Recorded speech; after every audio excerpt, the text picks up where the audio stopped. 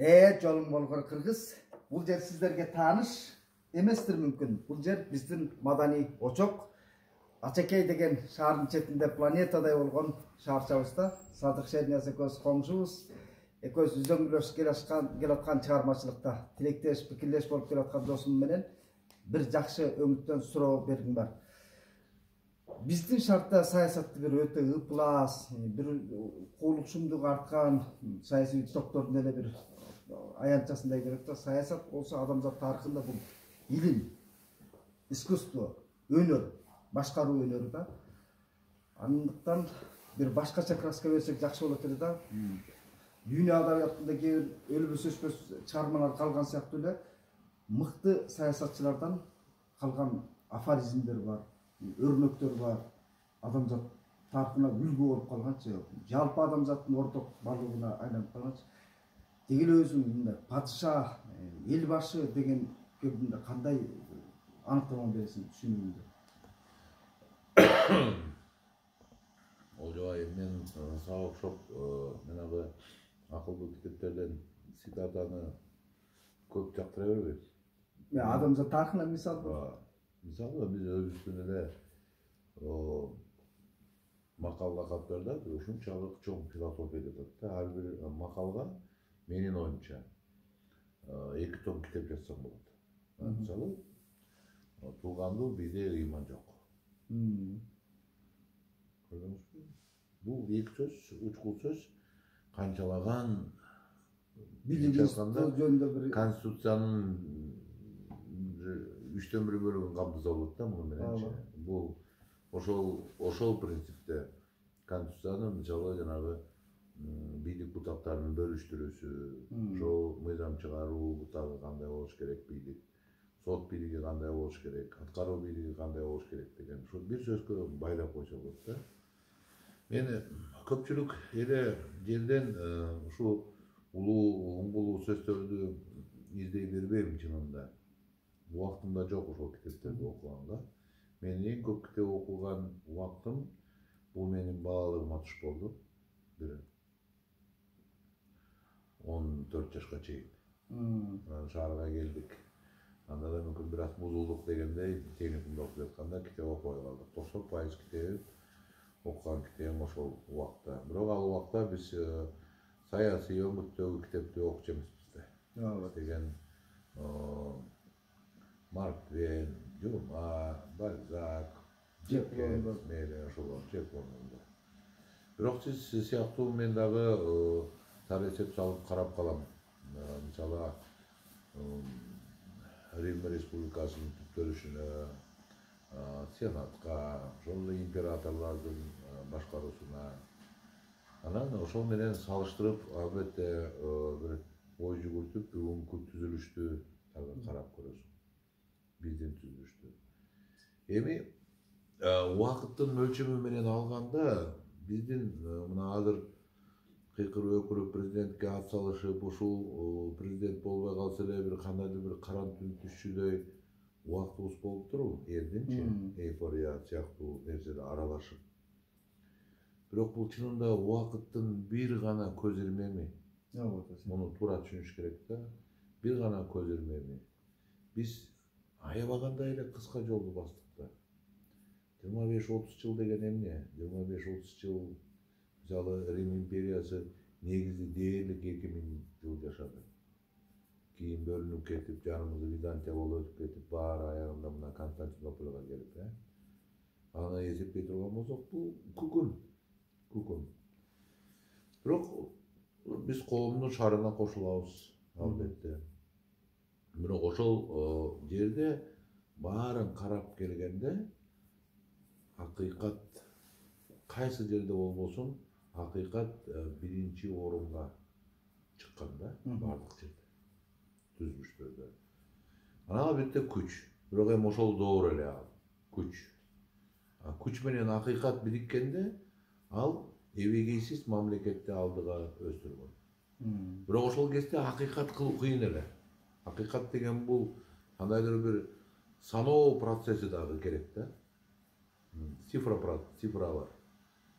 Бирок эми азыр ойлоп көрсөң компьютердин заманы да. Акыйкат кылыш Бүгүнкү күндө эбегейсиз оңой болуп калды. Эбегейсиз түрдө оңойлоду. Бирок биз мүмкүн эски системанын шары мененби, же болбосо ошол эски структура дейбизби, биз ошо менен кетип атканыбызга мен кээде таң калам. Көптөгөн биздин мамлекетте процесстерди компьютер менен жөнөкөй эле телефон менен, смартфон менен акыйкатка салып койсо болот. Оңой эле. Оңой эле. Мисалы айтсак, соттордун ротациясы. Сотторду бүгүнкү күндө президент ротация кылып атпайбы? Кайсы жерге кааласа жиберет сотторду, туурабы? Кааласа Чаткалга жиберет, кааласа 1-Май районуна, анда сенин уулуң чоң кызматта иштейт, окуйт неберең дегенде, туурабы? Чаткалда мисалы кыйын да. Эми ушул чөнтөк телефондон алып эле рандом деген системада эле басып койсо, компьютер айтат ким кайсы жака барарын. Миликеде сиз айтасыз, бул компьютер чечип атыр, мен киришкен жокмун. Рандом системасы. Барып иштеңиз, мына акыйкат. Карачы кандай оңой чечип коюш. Сен дайыма рухий жол башчы болуп келатасың да, саясий жол башчы болгонуң жок, рухий саясатчы болдуң да. Ошол эле убакта өзүң айтып аткан эң алдыңкы технологиядан дайыма артта калган жоксуң. Телефон алсаң дагы, кино аппараттарын, шаймандарын алсаң дагы, мисалы Казакстандагы жок аппараттарды сен биринчи алып келдиң. Биздеги кино индустриясын өнүгүп атканда сен мындай көрөгөчтүк кылдың да, алдын алачы. Сен ошончо сапаттуу фильмдер чыгып эл аралык фестивалдарга катышып атат Таймашкачы. Цифровизация бүгүнкү күндө саясатыбызга, турмушка андай ашыра албай атканда, сен ушундай технологиялык өнүгүүгө ыктаганыңдын өзү да Кыргызстанды бир мобилдүү өнүгүү жолуна салууга бир чоң ыкма да. Ушул горизонталды эртелегөн. Анткени технология өстүргөн дайыма. Дайыма өстүргөн. Мына мен бир кызык айтып кетейин да. Мына жөнөкөй эле үзөңгү, мына биз минип жүргөн үзөңгү биз маани бербейбиз, аткан эле чыгып кетебиз. Ошол үзөңгү 300 жылдай үзөңгү эле 300 жылдай бүткүл дүйнөнү багынткан күч болгон. Себебин айтып берейин. Бул эми мен өзүмдүн ойлорум. Байыркы гректин мифологиясын карасаңыздар, же болбосо Рим империясын карасаңыздар, алар үзөңгү тагынган эмес. Үзөңгү атка жайдак минген баары. Цезарь дагы, башкасы дагы жайдак жүргөн. Ал эми жайдак жүргөн адам, жайдак минген адам менен үзөңгү мингендин айырмасы кандай? Туурабы? Ошон үчүн азиаттар үзөңгү минип, ат жалында ойноп, жаа тартып, чаап баратканда, алар кентавр көрүнгөн. Адам менен аттын айкалышып калгандай болгон. Кичинекей гана ойлонуп табылган көчмөндөрдүн үзөңгүсү бүткүл дүйнөнү 300 жыл титиретип турган, титиретип. Андан кийин өтөлөт. Андан кийин көчмөндөр бою кыска жаа ойлоп табышты. Анткени ат үстүндө баягы англичандардын билесиз адам бою, Робин Гуд эстесеңиз, адам бою, жаа. Ошол жаа менен аттын үстүнө тартып албайсыз. Демек кыска болуш керек. Бирок кыска болгондо серпилүү күчү жетпейт, чоң таалар. Бирок булар ошол мүйүз пластинкаларды кошуп отуруп, жалпак мүйүз пластинкаларды кошуп отуруп, алардын кошулганда, мисалы үчүн фанера жыгачтан бекем. Анткени фанера улам жыгачтын ар бир структурасы чапталганда ошончолук күчтүү болуп калат. Ошол сыяктуу ар бир пластинканы чаптап отуруп, булар серпилүү күчүн жеткизишти ошого. Анан чыңгызган аны менен ат, үзөңгү, жаа менен бүтүн дүйнө жүзүн басып алды. Бул эмнени айтып атат? Технологияга дайыма көңүл буруш керек. Кытайлар мисалы жаңы технологияны ойлоп чыгарып порохту. Булар бирок 300 жыл булар ракета атып эле жүрө беришти. Майрамдарда майрамдапчы, фестивалдарда ракета атыпчы. Муну испандыктар алды дагы, Замбрек жазады дагы, Мехмет Константинополдун таш талканын чыгарып, жаңы цивилизация башталды. Көрдүңүзбү? Технология. Европанын артыкчылыгы ошо болду да бизден озуп кеткен. Технология бул өстүрөт. Кээде ошон үчүн биз баягы ура патриоттон биз мындай кылабыз, андай кылабыз. Мынакече жакында Армения менен Азербайжандын согушун көрдүк. Туурабы? Эмне болду? Баарыбыз көрдүк, туурабы? Көрдүңүзбү технология эмне болду? Ошон үчүн биз билимге көңүл бөлбөгөнүбүз бул ура патриотизм менен алыска кете бербейбиз. Биз көчмөн цивилизациясы менен кээде сыймыктанганыбыз менен көчмөн тарыхында дагы сен айткандан улам эске келип атат.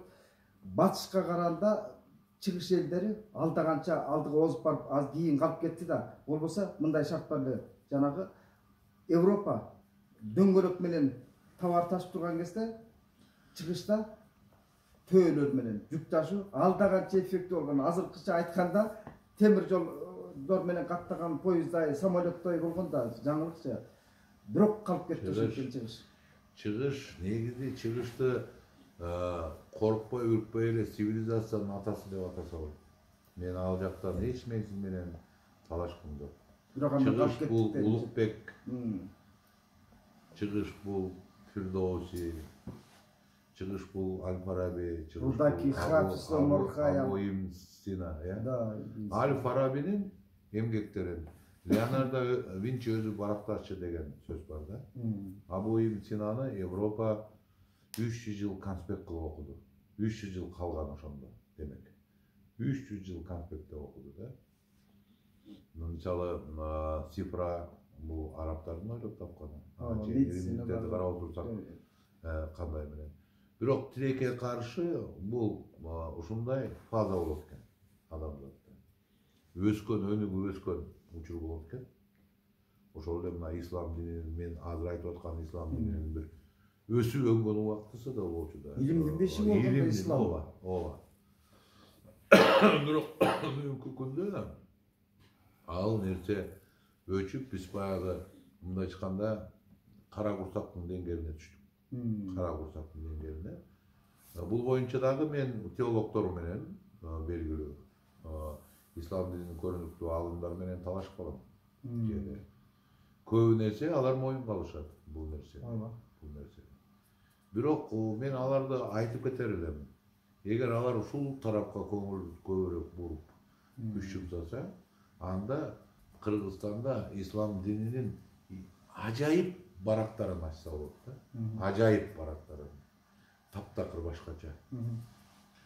Бирок тилекке каршы бүгүн коом многу болуп жаткан силкинүүлөр, Советтер Союзунун урашы, андан кийинки түгөнбөгөн ар бир майда өзүнчө өлкө болуп алып, ал жерден бийлик үчүн, бийликтин кумары менен талап тартыштар, илгертеден адам болгону 5000-6000 жылга артка барсак дагы ошол эле баягы адамдын анык сезимдери бул бийлик үчүн күрөш. Эми адамдын сезимдери ал өзгөрө элек да, бул бийлик, сүйүү, достук деген мамиле ушул болгон башында, ушул болгонду, туурабы? Болгону ошол жанагы чаң топологонун убагында ушул бийликке болгон күрөш ачыкка көбүрөөк чыгат экен дагы, адамдын аң сезимин көбүрөөк ээлеп алат. Жалпы адамзат баалуулугунан жеке өзүнүн ийгилигине келели.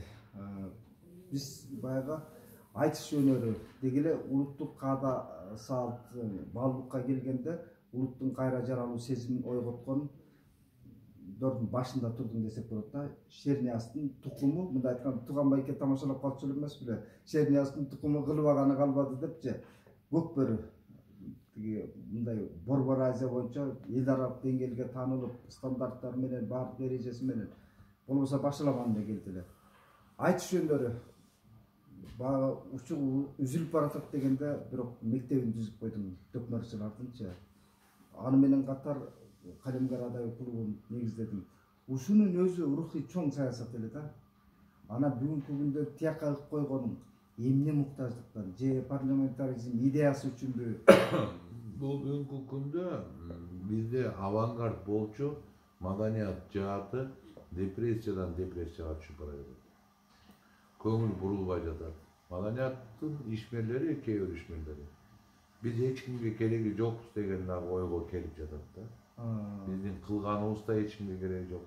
Мамлекетке да эч кимге кереги жок. Анан бул мүмкүнчүлүктү пайдаланыш керек дагы. президенттиктеги мүмкүнчүлүктү маданиятта пайдаланыш керек экен деген ойго келдим. Анткени азыр бир кандайдыр бир маданияттын өкүлү ушу саясатчыларга тең ата болуп туруштук берип, алардын оюнан калышпай, ишинен калышпай, сүйлөгөн сөзүнөн калышпай, келтирген аргументтеринен калышпай өзүн көрсөтө алса, маданият ишмерлери ойлойт, биз керек экенбиз көрсөтүп. Мамлекет да ойлойт, бул маданият ишмерлерин жөн гана сыктап койбош керек экен. Баягы да чыкты эле Садык шек көбүбүздү оңколото койду деген сөз дагы саясатта кирип, биз маданият ишмерлеринин дагы бир аброюн көтөргөнгө аракетибизди жасайбыз да. Болбосо Кыргызда бул да макал бар. Ыйлап алсаң эмчек кайда. Биз дайыма эсиңизде барбы ушундай маселе шайлоого келгенде биз дайыма инерттүү болчукта эмне болсоң ошого дейчик. Бирок ошол кайдыгерлигибизден биз азабын тартып атабыз 30 жылдан бери. Биз мүмкүн аралашпагандан 30 жылдан бери тартып атабыз. Эми бул дагы убакыт. Көз ирмем деп айткан менен бул дагы убакыт. Бир муундун убактысы.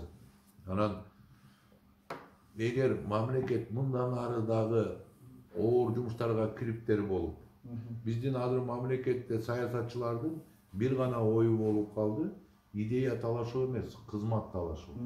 Көрдүңүзбү? Бул оңбогондой жамандыкка апарат экен дагы, көрсө неге?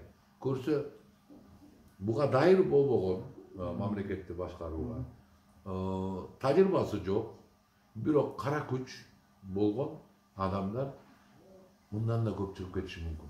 Бул жаман үлгү болот. Түшүндүңүзбү? Бул эртең бир күнү кайталанышы мүмкүн. Ушинтип көрсө алып койсо болот турбайбы? Көрдүңүзбү? Кашаадан секиргенсең, секире алсаң. Алсаң болот турбайбы бийликти? Деген ой эгер калыптанса, азыр эми кашанын алып коюшту, ошол кашаны. Улар бүлдүргөнгө эле жаралып атпайбы? Сен менен үзөңгүлөшүп келатканда жаратмандын бир мисалын айтып алып, Борбор шаарда Манаскелди театры. Бир кезде Кудайдын боору ургандай бир ат сарай кейпин кийип калды эле да. Мамлекеттин балансындагы имарат. Ошол эле айтыш фильмдики киностудиянын маңдайындагы. Ал деле урап турган кезде сен арендага бекөө тең иштетип койдуң да. Мындай коомдо мамлекетте чарбачылдык жогунан эл баштар ошонун баары билинип атат да мамлекеттик жагы. Жок, мен бир нерсени иштеткенде ал жерде мисалы бизнес эле кылам, акча табам десе оңой жолу бар, арак эле чыгарыш керек. Анан Шаки деген мырза далилдеп келатат. Андан эле акча тапса болот экен да, арак чыгарып эле көрдүңүзбү? Же болбосо куруучулук, мейли арак чыган жаппаса күнөө десек, куруучулук менен аракеттенсек болот. Бирок мен дайыма мындай жумушту тандап алам, бизнес болсо дагы руханий жакты көтөрүп камтылса ичине, анда ошого барыш керек. Бизде кандай акыбал болчу эле? Кыргыз кинематографиясы өкүрөп турган. Эки кинотеатр бар болчу, аяка кыргыз кинолорун киргизчү эмес. Эл барып нормалдуу отуруп кино көрө турган жай жок болчу. Демек кыргыз кинематографиясы өспөй турган. Кыргыздын киночулары таптакыр жок эсе калган деген убакыт болчу да. Кино чоң киреш алып келе турган өндүрүш. Анан эми ошол Манас кинотеатры баштап берди да кыргыз кинематографияларга. Биз башында Голливуддун фильмдерин дээрлик киргизбей койдук. Таптак киргизбей койдук. Бизге айтышты. Силер акчадан куржалап калып атасыңар. Бул туура эмес. Биз деген дүйнөлүк масштабтагы Голливуд, сен кантип бизге туруштук бересиңер деген дагы сөздөр болду дистрибьюторлор менен. Бирок биз айттык, турабыз. Киргизбейбиз. Кыргыздын. Бул жерде Манас кинотеатрынын директору отур. Бул да каршы чыккан мага. Аке, биз анда эчтеке таппайбыз. Таппасак таппайбыз. Кыргыз киносун өстүрөбүз деген уран менен ачылып Манас кинотеатры. Кыргыздын киночулары киносун алып келип, анан пайда таба баштады да кыргыз киночулар. Көрдүңүзбү? Анан уланды, эстейсизби? Анан процесс кетти, көрдүңүзбү? Анан кийин ондоп кинолор тартыла баштады, эл бара баштады. Жаманбы, жакшыбы бул өстүрүү маселесинде бул экинчи болуш керек. Биринчи элди көндүрүп алдык эле, эми эл сапаттуу сурай баштады. Бул да өсүү процесси. Көрдүңүзбү? Биринчи өстүрүүдө дайым бир кандайдыр бир нерсе калат. Эми жанагы Эстеттер, эстеттер. Алар мынтип айтышы мүмкүн. Бул кинонун сапаты жок экен. Мындай тартып да. Жок, эгер сиз өстүрөм десеңиз, сиз билесизби ислам дини кандай башында киргенде? Эми ойлосоңуз, бул 600-жыл болсо. Ошол кезде кыргыздардын сабаты кандай болгон? Элестеп койсоңуз, ошондо биринчи миссионерлер биз намазды кантип окуйбуз, арабча билбесек. Кандай кыласыз сен? Ой, башында эле бисмиллахир-рахман тиги деп койсоң, ошол намаз. Деп туура багыт алганда. Бүгүнкү күндө караңыз, баары намаз окуганды билет. Көрдүңүзбү? Биринчи өтүү процесси дайыма акындарды эсиңде. Келип эки сөз айтып такалып калса, ой, Осмонкул деле ушинтип урдаган. Ой, Алыккул деле ушинтип урдаган деп тукап айтып. Ал менен Азаматты далга таптап алдап. Ошондо эмне болду? Ошентип өстүрдүк да акындарды. Бүгүнкү күндө акындарга эч ким мындай сын айта албайт бүгүнкү күндө. Тамшанат кыргыз эли. Өстүрүү процессинде ошондой нерселер болот. Аны биз көңүлгө алышыбыз керек. Керек болсо бүгүнкү зым кыйган Россиянын эл аралык протоколундагы жүргөн дипломаттарды көрүп суктанасың да туура бүгүнкү күндө. Убагында алар дипломатиялык рауттарга Керзой өтүп кийип барчу Советтер Союзунан Керзой. Түшүндүңүзбү? Ошентип башталган алар дипломатиялык корпусунда. Сен атаандаштык жараткан жагынан көбүн алдыңа салганың жок. Президенттик атаандаштыктан мурда сен дүйнөлүк атаандаштыкка чыгууга мүмкүнчүлүк түзүп бердиң да киночуларга, өнөр адамдарына. Туура. Мына азыркы биздин фестивалыбыз Лос-Анджелестеги. Бул кыргыз кинематографиясына чапкан даңгыр жол. Албетте. Голливудка. Ачып, көрүп, мына канчалаган биздин кинематографисттер бар. Алар менен сүйлөшүп, баягы Оскар алгандар менен чай ичишип, баарлашып, сүрөткө түшүп атканы бул баары бир жакындоо. Бул баары бир өз ара ымала түзүү. Мындай нерсе ошол чоң. Андан башка канча фестивал ачылды. Эми атын айтып отурсам убакыт жетпейт. Ошо Лос-Анджелестеги ийгилигиңе мен уянам да, маалыматты колдоо кыла алган жокпуз да, маалымат каражаттары. Себеби бул деген Айтматов дүйнөгө кыргыз элин тааныткандай элечи. Ошол кыргыздын бир урпагы океандын ар жагына барып, ошондой дүйнөлүк фестивалга уюштурганга бир площадка. Убактысы келет баардыгынын. Убактысы келгенде, эгер акыйкат ой сүрүү болсо, мен ошону каалайм да, акыйкат ой сүрүү болсо, сизге деле болгон акыйкат болсо ой сүрүү, ошол маданиятчыларга деле болгон акыйкат мамиле болсо, ошол врачтарга болгон акыйкат, мугалимдерге болгон акыйкат болсо, эч ким саясатка жуунбайт да.